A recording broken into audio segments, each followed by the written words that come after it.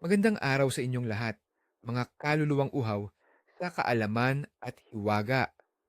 Narito na naman tayo, humahakbang sa mga landas ng sinaunang paniniwala at mga lihim na bulong ng ating mga ninuno. Ngayong araw, ang ika-7 ng Nobyembre, tayo ay sisidlan sa isang panahon na tila payapa, ngunit puno ng nakatagong kahulugan at matinding espiritual na enerhiya. Hindi ito isang araw na may malaking pista, walang makulay na parada o ingay ng selebrasyon. Ngunit huwag kayong magkahamali, sapagkat ang mga araw na tila ordinaryo ang siyang madalas na pinakamalalim ang hiwaga. Ang ika-8 ng Nobyembre ay isang araw na puno ng malalim na pagmumuni-muni, isang tulay sa pagitan ng nakaraang undas at ng papalapit na panahon ng pag-aani at bagong simula. Ito ang araw kung kailan ang mga anino ay tila mas mahaba, ang mga bulong ng nakaraan ay mas malinaw, at ang bawat desisyon ay may mas mabigat na timbang sa timbangan ng tadhana. Sa ating kultura, ang mga araw na tulad nito ay nagsisilbing paalala na ang mundo ay hindi lamang nakikita, kundi nadarama, at ang mga puwersa ng kalikasan at espiritu ay patuloy na gumagalaw sa ating paligid. Sa kontekstong panrelihiyon at espiritual, bagaman walang itinakdang malaking kapistahan ng isang kilalang santong Filipino sa ikastiko ng Nobyembre, ang araw na ito ay nabibilang pa rin sa ordinaryong panahon ng simbahang katolika, isang panahon ng pagmumuni-muni sa buhay ni Kristo at sa mga aral ng Ebanghelyo. Ngunit sa ilalim ng balat ng organisadong relihiyon, patuloy na dumadaloy ang ugat ng ating sinaunang paniniwala. Ang mga araw matapos ang undas na ating ipinagdiwang nitong nakaraang simula ng Nobyembre ay nagiiwan ng isang natatanging espiritual na kapaligiran. Ang tabing sa pagitan ng mundo ng mga nabubuhay at ng mga yumao ay sinasabing nananatiling manipis, mas madaling marinig ang kanilang mga bulong, mas madaling madama ang kanilang presensya. Sa araw na ito, marami ang lumalapit sa panalangin, hindi lamang para sa kanilang mga pumanaw na mahal sa buhay, kundi para na rin sa gabay at proteksyon. Sila'y humihiling ng kalusugan, lalo na ngayong nagsisimula na ang pagbabago ng panahon na madalas ay nagdudulot ng sakit. Humihingi sila ng masaganang ani at proteksyon laban sa mga sakuna, na kung saan ang buwan ng Nobyembre ay kilala sa pagdaan ng mga bagyo. Mayroon ding mga nagdarasal para sa pagkakaisa ng pamilya, para sa kaligtasan ng mga naglalakbay, at para sa paghahanap ng pag-ibig o pag-asawa. Ang mga panalangin ay madalas na sinasamahan ng mga alay, hindi lamang sa simbahan, kundi pati na rin sa mga tahanan, kung saan ang isang maliit na altar na may mga bulaklak at kandila ay nagsisilbing koneksyon sa mga espiritu ng mga ninuno at sa Diyos. Ang mga petisyon sa araw na ito ay madalas na may tema ng kaligtasan at katiyakan sa harap ng hindi tiyak na hinaharap, isang tema na malalim na nakaugat sa karanasan ng mga Pilipino. Ngunit bago pa man dumating ang Kristyanismo sa ating kapuluan, mayroon na tayong sariling mayamang tapestry ng mga mito at alamat. Sa halip na isang santo, hayaan ninyong ibahagi ko sa inyo ang isang kwento na nagmula sa mga bulong ng matatanda. Isang kwento na nagbibigay liwanag sa kung bakit ang mga araw na tulad ng ikasitwen ng Nobyembre ay may kakaibang kapangyarihan. Noong unang panahon, sa isang liblib na nayon na napapalibutan ng matatandang puno at mga ilog na malalim ang agos, naninirahan ang isang matandang babae na ang pangalan ay Lola Isang. Kilala si Lola Isang hindi dahil sa kanyang yaman o kapangyarihan, kundi dahil sa kanyang malalim na koneksyon sa mga diwata at sa mga espiritu ng mga ninuno. Siya ay isang babaylan, isang tagapamagitan sa dalawang mundo, at ang kanyang mga mata ay sinasabing nakakakita ng mga bagay na lampas sa paningin ng karaniwang tao. Taon-taon, matapos ang pagdiriwang ng undas, na noong sinaunang panahon ay isang mas malalim na ritual ng paggalang sa mga yumao at pakikipag-ugnayan sa kabilang buhay, si Lola Isang ay nakakaranas ng isang kakaibang pagbabago. Sa pagpatak ng ikayitay ng Nobyembre, ang kanyang mga panaginip ay nagiging mas matingkad. Ang hangin ay nagdadala ng mga bulong na tila mensahe mula sa kalaliman ng panahon at ang mga anino ay tila nabubuhay. Ito ay ang araw ng lihim na tanglaw, tulad ng tawag niya rito. Isang gabi, habang ang buwan ay buong buo at ang mga bituin ay kumikinang na parang mga butil ng perlas sa itim na kumot ng kalangitan, napanaginipan ni Lola ang isang malawak na bukirin na nasusunog. Ang apoy ay malaki at lumalamon sa lahat ng tanim, nag-iiwan ng abo at kawalan. Sa kanyang panaginip, nilapitan siya ng isang matandang espiritu na may suot na puting baro, na ang mukha ay malabo, ngunit ang tinig ay malinaw. Lola Isang, bulong ng espiritu, ang panahon ay nagbabago. Ang hangin ay magdadala ng pagsubok. Ang apoy ay darating, hindi mula sa lupa kundi mula sa puso ng kalangitan. Nagising si Lola Isang na pinagpapawisan at alam niyang isang babala ito. Agad siyang nagtipon ng mga pinuno ng nayon. Sinabi niya sa kanila ang kanyang panaginip at sa kanyang matinding paghimok, nagsimula silang maghanda. Naghukay sila ng malalaking kanal sa paligid ng kanilang mga bukirin. Nagkolekta ng mga pananim na posibleng maapektuhan at nagpatibay ng kanilang mga bahay. Sa simula, may ilan na nagduda, ngunit ang paggalang nila kay Lola Isang ay nanaig. At tama nga si Lola Isang. Ilang araw pagkatapos ng ikasito ng Nobyembre, isang matinding bagyo ang humagupit sa kanilang nayon. Dala ang malakas na hangin at ulan. Ngunit ang apoy na tinukoy ng espiritu ay hindi apoy ng pagsunog, kundi ang hagupit ng kidlat na sumisira sa mga pananim. Dahil sa paghahanda ng nayon, marami ang nailigtas. Ang mga kanal ay nagsilbing hadlang sa pagbaha at ang mga pinalakas na bahay ay nakatayo pa rin. Mula noon, ang ikasyot ng Nobyembre ay naging isang araw ng pag-iingat at paghahanda sa nayon ni Lola Isang.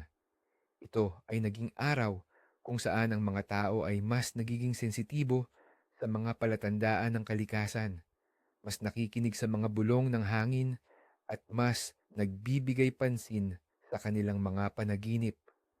Ito ay araw upang magtanong sa mga matatanda, magdasal para sa gabay, at gumawa ng mga ritual ng proteksyon. Ang kwento ni Lola Isang ay nagpapaalala sa atin na ang kaalaman ay hindi lamang galing sa mga aklat, kundi mula rin sa mga misteryo ng kalikasan at sa karunungan ng mga ninuno na ipinapasa sa mga sulyap at bulong, lalo na sa mga araw na ang mundo ay tila mas bukas sa mga espiritu. Ngayon, ating tuklasin ang mga tanda ng tadhana na sinasabing mas malinaw sa araw na ito. Mga palatandaan ng kapalaran, mga pamahiin, panahon at ani. Kapag tahimik ang hangin at malinaw ang langit sa ikasyuto ng Nobyembre, asahan ang payapang pagtatapos ng taon. Ito ay nangangahulugang ang mga bagyo at sakuna ay tila magpapahinga, nagbibigay daan sa isang maayos na panahon ng pag-aani at katiwasayan. Ang dahilan? Sinasabing ang mga espiritu ng hangin at ulan ay nagpapahinga din matapos ang undas na nagbibigay sa atin ng breath of relief. Kung may bahagyang pag-ulan sa umaga, bababa ang presyo ng bigas. Ang ulan sa umaga ay simbolo ng paglilinis at pagpapala. Ito ay senyales na magiging masagana ang susunod na ani, kaya't magiging abot kaya ang mga pangunahing pagkain. Kapag maraming gagamba sa loob ng bahay, darating ang mga bagong kaibigan o bisita. Hindi lang basta-basta ang mga gagamba. Ang kanilang paghabi ng sapot ay sumisimbolo sa paggawa ng koneksyon. Ito ay tanda na darating ang mga taong magdadala ng saya at bagong oportunidad.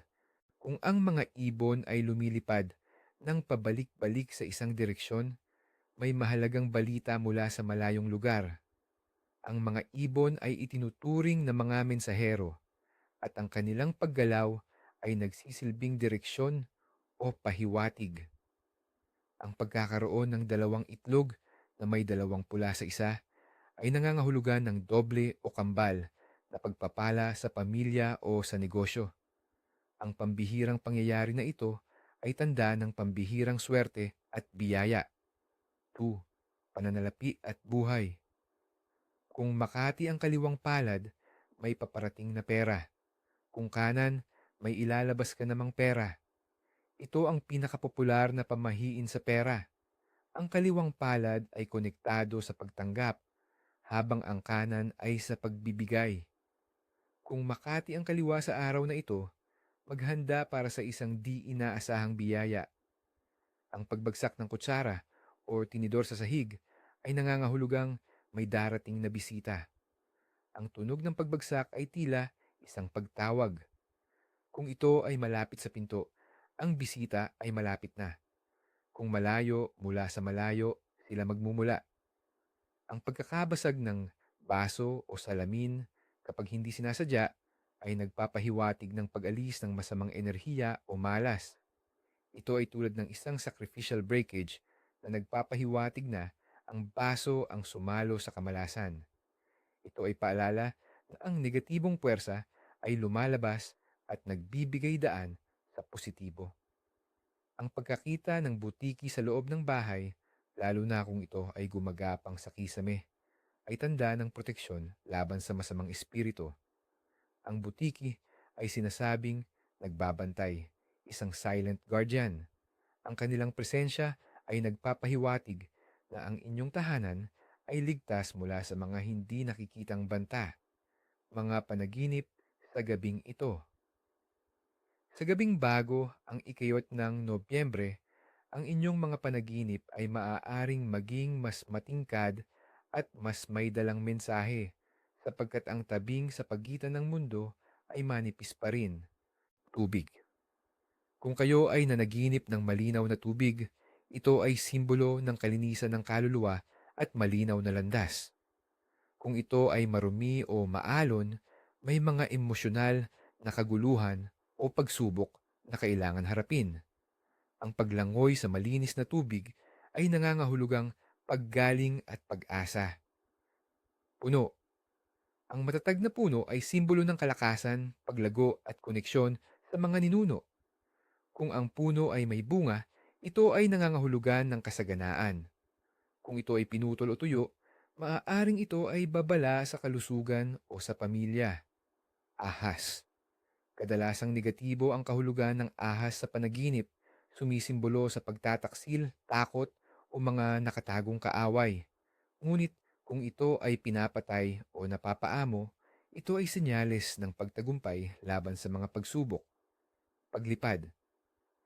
Ang paglipad ay sumisimbolo sa kalayaan, pag-asa, at kakayahang lampasan ang mga problema. Ito ay tanda na kaya mong abutin ang iyong mga pangarap. Ngunit kung nahihirapan kang lumipad, maaaring may mga hadlang sa iyong pag-unlad. Patay na kamag-anak. Ang makita ang yumao sa panaginip ay hindi palaging masama. Madalas, ito ay tanda na sila ay nagbibigay ng mensahe, gabay o pagpapala. Makinig sa kanilang sinasabi o sa kanilang kilos sapagkat maaaring ito ay mahalagang paalala. Mga isinilang sa araw na ito.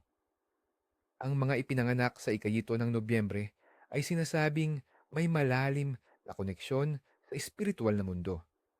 Sila ay madalas na matalino, intuitive, at may natural na pagkahilig sa mga misteryo ng buhay. Sila ay mayroong malalim na pag-unawa sa emosyon ng ibang tao at madalas ay mahusay sa pagpapayo. Sila rin ay matapat, mapagmahal, at may matibay na paninindigan sa kanilang mga paniniwala. Ang kanilang landas ay madalas na puno ng pagsubok, ngunit ang kanilang katatagan at kakayahang makinig Sa bulong ng kaluluwa ang siyang nagdadala sa kanila sa tagumpay. Sila ay likas na healers at teachers, nagdadala ng liwanag sa mga madilim na sulok ng mundo. Sila ay pinagkalooban ng kakayahang makakita ng lampas sa kung ano ang nakikita lamang ng mata at madalas ay may malakas na sixth sense.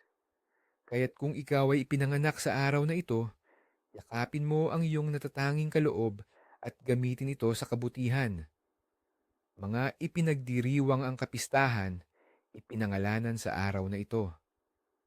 Bagaman walang isang prominenteng santo na ipinagdiriwang sa lahat ng simbahan sa Pilipinas sa ika-7 ng Nobyembre, maraming Pilipino ang ipinagdiriwang ang kapistahan ng kanilang pangalan base sa kanilang patron saint o sa iba pang mahalagang santo na konektado sa kanilang komunidad.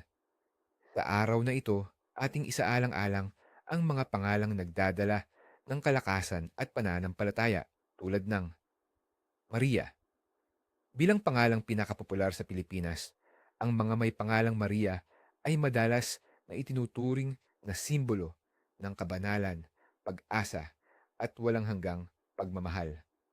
Ang mga Maria na ipinanganak o nagdiriwang ng kapistahan sa araw na ito ay sinasabing may malalim na pananampalataya, mapagmahal sa pamilya, at may likas na kakayahang maging ilaw sa madilim na panahon.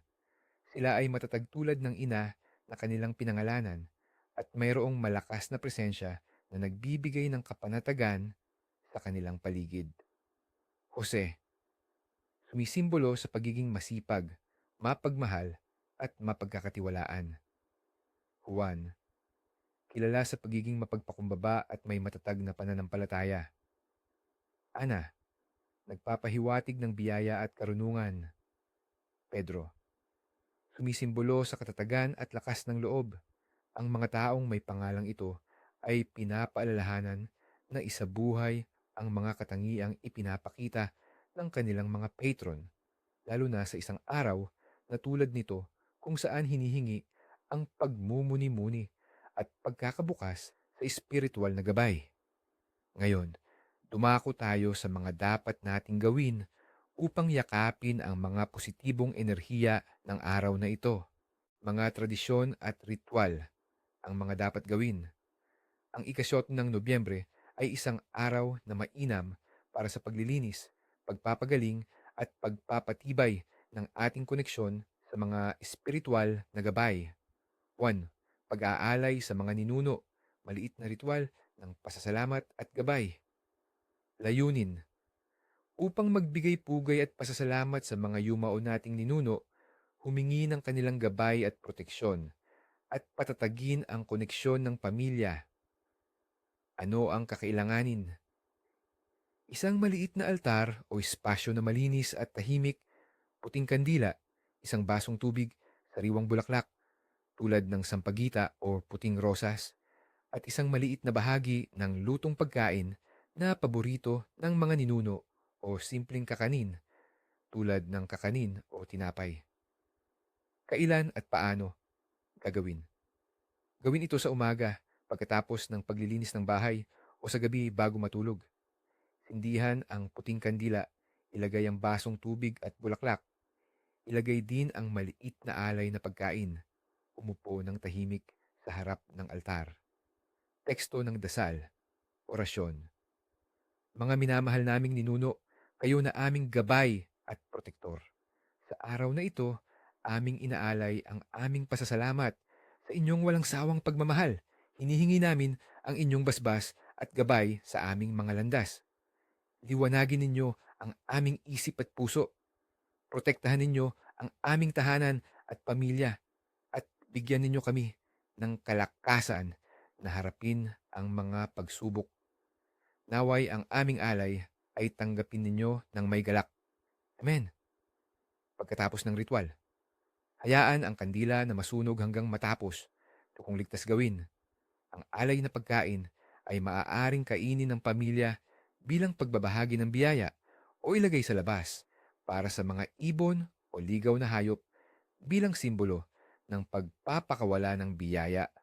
Ang tubig ay maaaring idilig sa isang halaman. 2. Ritual ng paglilinis ng espiritu ng tahanan para sa kapayapaan at kagandahan. Layunin: upang alisin ang anumang negatibong enerhiya o malas na maaaring naipon sa bahay at imbitahin ang positibong enerhiya, kapayapaan at kasaganaan. Ano ang kakailanganin? Isang maliit na lalagyan ng asin o sa salt ang pinakamainam. Isang baso ng tubig na may konting banal na tubig, kung mayroon, insenso o tuyong dahon ng laurel, sambong na masusunog, at isang maliit na lalagyan para sa abo. Kailan at paano gagawin? Gawin ito sa hapon, bago lumubog ang araw. Linisin muna ang bahay. Maglakad sa bawat silid, simula sa pinakadulong bahagi ng bahay patungo sa pangunahing pinto. Habang lumalakad, isaboy ang konting asin sa mga sulok at dahan-dahang ikalat ang usok ng insenso o ng tuyong dahon sa bawat silid, lalo na sa mga bintana at pinto. Idilig din ang konting banal na tubig. Teksto ng dasal, orasyon. Sa kapangyarihan ng liwanag at sa basbas ng aming mga ninuno, aming pinalilinis ang tahanang ito. Lahat ng masamang enerhiya, lahat ng malas, lahat ng dilim ay aming pinalalayas. Ang kapayapaan, pag-ibig, kalusugan at kasaganaan ay aming inaanyayahan. Naway ang tahanang ito ay maging kanlungan ng liwanag at biyaya. Amen. Pagkatapos ng ritual, buksan ang mga bintana at pinto ng ilang minuto upang palabasin ang lumang enerhiya. Itapon ang asin at abo sa labas ng bahay, malayo sa iyong ari-arian na sinasabing nagtatapon din ng malas. 3.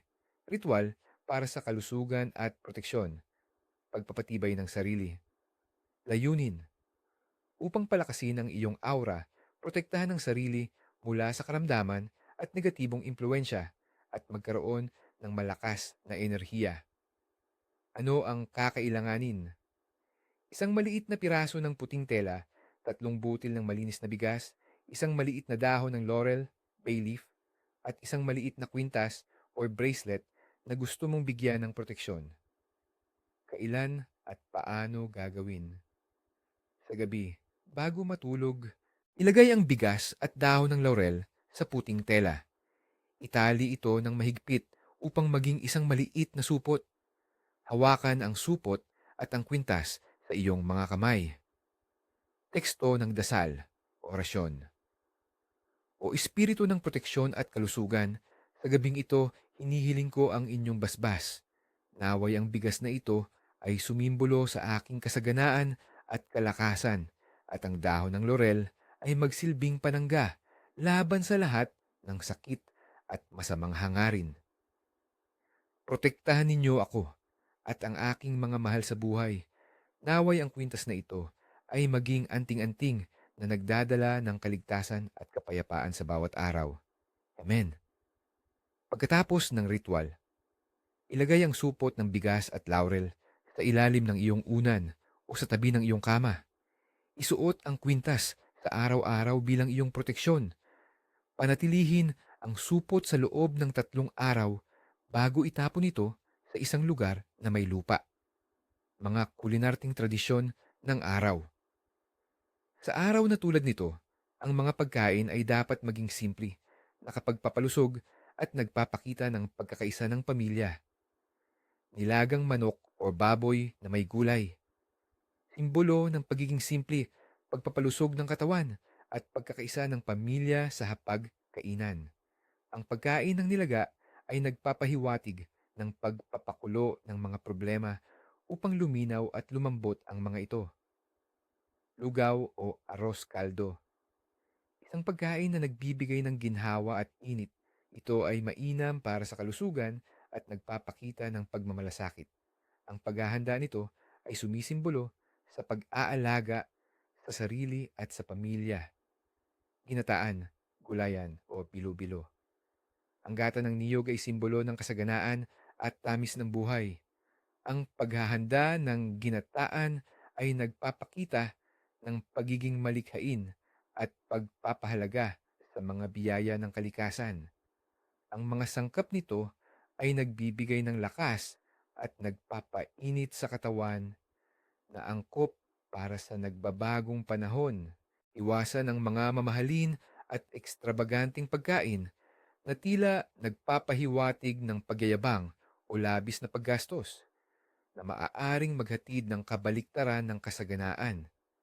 Ngayon, dumating na tayo sa pinakamahalagang bahagi, ang mga bawal o mga mahigpit na pagbabawal na dapat nating sundin upang hindi magising ang mga hindi kanais-nais na enerhiya at hindi maharap sa kamalasan. Mga pangunahing bawal ng araw, ang mga hindi dapat gawin. Sa ika-9 ng Nobyembre, ang mga lumang bulong ng ating mga ninuno ay nagsasabing mas maingat tayo sa ating mga kilos, salita at iniisip. Ang mga araw na ito ay mas sensitibo at ang paglabag sa mga batas ng pamahiin ay maaaring magkaroon ng mas matinding epekto. 1. Bawal magsalita ng masama o magmura, pagpukaw ng negatibong espiritu. Mistikong dahilan, sa araw na ito, ang hangin ay pinaniniwalaang nagdadala ng mga bulong ng mga espiritu. Ang mga masasamang salita ay parang isang imbitasyon sa mga negatibong nilalang na pumasok sa iyong buhay at tahanan.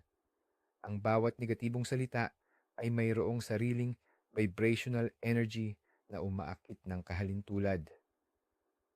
Posibleng konsekwensya. Maaari kang makaranas ng mga hindi inaasahang problema, away sa pamilya, o kahit na matinding kamalasan na susunod sa iyo sa loob ng ilang araw o linggo. Ang iyong aura ay hihina na magiging dahilan upang maging bukas ka sa mga hindi magagandang impluensya. 2. Bawal magsuklay ng buhok sa gabi, pag-akit ng masamang espiritu. Mistikong dahilan. Ang pagsusuklay sa gabi, lalo na kapag malapit na ang hating gabi, ay sinasabing nag-aakit ng mga masasamang espiritu o maligno. Ang bawat hibla ng buhok na nalalagas ay parang isang handog na umaakit sa kanila. Ang buhok ay itinuturing na repositoryo ng ating enerhiya at ang pagpapakalat nito sa gabi ay tila nagpapahina sa ating proteksyon. Posibleng konsekwensya. Maaari kang makaranas ng matinding pananakit ng ulo, puyat, masamang panaginip, o pakiramdam na may kasama ka sa bahay. Maaari rin itong magdulot ng karamdaman sa pamilya. 3. Bawal magwalis sa gabi, pagtaboy ng swerte. Mistikong dahilan. Ang pagwawalis sa gabi ay pinaniniwalaang nagtataboy ng swerte at kasaganaan palabas ng bahay. Sa sinaunang paniniwala, ang swerte ay parang alikabok na pumapasok sa bahay sa araw at ang pagwawalis sa gabi ay parang pagtatapon nito. Ang dumi at alikabok ay sumisimbolo sa mga problema at ang pagtataboy nito sa gabi ay tila nagpapakawala sa mga ito upang kumalat at manatili sa labas ng bahay imbes na alisin. Posibleng konsekwensya. Maaari kang makaranas ng kakulangan sa pinansyal, pagkawala ng mga mahalagang bagay o sunod-sunod na problema sa bahay na mahirap solusyonan. 4. Bawal magbayad ng utang o mangutang, paglilipat ng kamalasan o pagsisimula ng utang. Mistikong dahilan. Ang pagbabayad ng utang o pangungutang sa araw na ito ay sinasabing maglilipat ng kamalasan o magsisimula ng isang siklo ng walang katapusang utang. Ang enerhiya ng pera ay tila mas sensitibo sa araw na ito. Ang pagbibigay ng pera ay tila nagpapahiwatig ng pag-alis ng iyong kasaganaan, habang ang pagtanggap ay tila nagdadala ng pasanin ng ibang tao. Posibleng konsekwensya. Maaari kang maharap sa matinding problema sa pananalapi, tuloy-tuloy na utang na mahirap bayaran, o pagkawala ng yaman. 5. Bawal magputol ng puno, lalo na ang matatanda, pagpukaw ng diwata o engkanto. Mistikong dahilan. Ang mga matatandang puno ay pinaniniwalaang tirahan ng mga diwata, engkanto o iba pang espiritu. Ang pagputol ng mga ito sa araw na may sensitibong espiritual na enerhiya ay maaaring magpukaw sa kanilang galit at magdala ng malas. Ang araw na ito ay tila mas bukas sa pagdama ng kanilang presensya. Posibleng konsekwensya. Maaari kang makaranas ng karamdaman, aksidente, o matinding kamalasan sa pamilya. Ang mga engkanto ay kilalang mapaghiganti kapag sila ay ginulo. 6. Bawal magsuot ng itim na damit na walang kahulugan, pag-akit ng kalungkutan o negatibong enerhiya. Mistikong dahilan. Ang itim ay kulay ng pagluluksa at misteryo. Bagaman ang itim ay eleganteng kulay, sa araw na ito, na may natitirang anino ng undas, ang pagsusuot ng itim ng walang espesyal na layunin ay maaaring mag-akit ng kalungkutan, negatibong enerhiya o bad vibes. Ito ay tulad ng pagpapakita ng kalungkutan sa mga espiritu na naglalakbay. Posibleng konsekwensya. Maaari kang makaramdam ng matinding lungkot, pagkabigo o makaranas ng sunod-sunod na maliliit na kamalasan sa buong araw. Sweta, bawal mag-iwan ng bukas na pinto o bintana sa gabi. Pagpasok ng negatibong nilalang. Mistikong dahilan. Sa araw na ito sinasabing ang mga espiritu ay mas madaling makadaan sa pagitan ng dalawang mundo. Ang pag-iiwan ng bukas na pinto o bintana sa gabi ay tila isang imbitasyon sa mga hindi ka nais-nais na nilalang na pumasok sa iyong tahanan. Ito ay nagpapahina sa proteksyon ng iyong bahay. Posibleng konsekwensya. Maaari kang makaranas ng pagnanakaw, misteryosong karamdaman sa pamilya, o pakiramdam na mayroong nakabantay sa inyong bahay. 8. Bawal maglagay ng salamin sa tapat ng kama, paghahati ng kaluluwa, o pag-akit ng masamang panaginip. Mistikong dahilan. Ang salamin ay pinaniniwalaang isang portal. Kung ito ay nakatapat sa kama, sinasabing hinahati nito ang kaluluwa ng natutulog o nagpapahintulot sa mga masasamang espiritu na dumaan at magbigay ng masamang panaginip. Ito ay lalong totoo sa isang araw na ang espiritual na tabing ay manipis.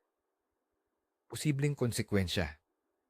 Maaari kang makaranas ng puyat, bangungot o pakiramdam ng pagod. Kahit na natulog ka, maaari din itong magdulot ng hindi pagkakasundo sa mag-asawa. 9. Bawal maglinis ng mesa habang may kumakain pa. Pagtaboy ng biyaya. Mistikong dahilan, ang pagkain ay biyaya. Ang paglilinis ng mesa habang may kumakain pa ay sinasabing nagtataboy ng biyaya at kasaganaan. Ito ay nagpapahiwatig ng pagiging mainipin at hindi pagpapahalaga sa grasya. Posibleng konsekwensya. Maaari kang makaranas ng pagkaubos ng pagkain o kakulangan sa pang-araw-araw na pangangailangan sa susunod na mga araw. 10. Bawal mag-umpisa ng bagong negosyo o malaking proyekto, pag-akit ng kamalasan. Mistikong dahilan. Ang araw na ito ay para sa pagmumuni-muni at paglilinis, hindi para sa pagtatayo ng bago. Ang pag-umpisa ng malaking bagay sa isang araw na sensitibo ay maaaring mag-akit ng kamalasan at hadlang sa paglago. Ang enerhiya ay mas nakatuon sa pagtatapos ng nakaraan at hindi sa pagsisimula ng bago. Posibleng konsekwensya. Maaaring maharap ang iyong negosyo o proyekto sa sunod-sunod na problema, pagkalugi o hindi inaasahang pagkaantala. Tandaan, mga kaibigan, ang mga paniniwalang ito ay hindi lamang basta-basta. Ito ay mga piraso ng karunungan na ipinasa ng ating mga ninuno, mga gabay upang tayo ay mamuhay ng may pag-iingat at paggalang sa mga puwersang lampas sa ating pangunawa. Sa bawat bulong ng hangin, sa bawat galaw ng anino, mayroong lihim na itinuturo ang mundo sa atin. Pakinggan natin ito. Sundin ang mga sinaunang payo at yakapin ang misteryo ng buhay. Hanggang sa susunod na paglalakbay sa mundo ng hiwaga, manatiling ligtas at puno ng kaalaman. Paalam. at naway ang mga espiritu ay gabayan kayo sa inyong mga landas.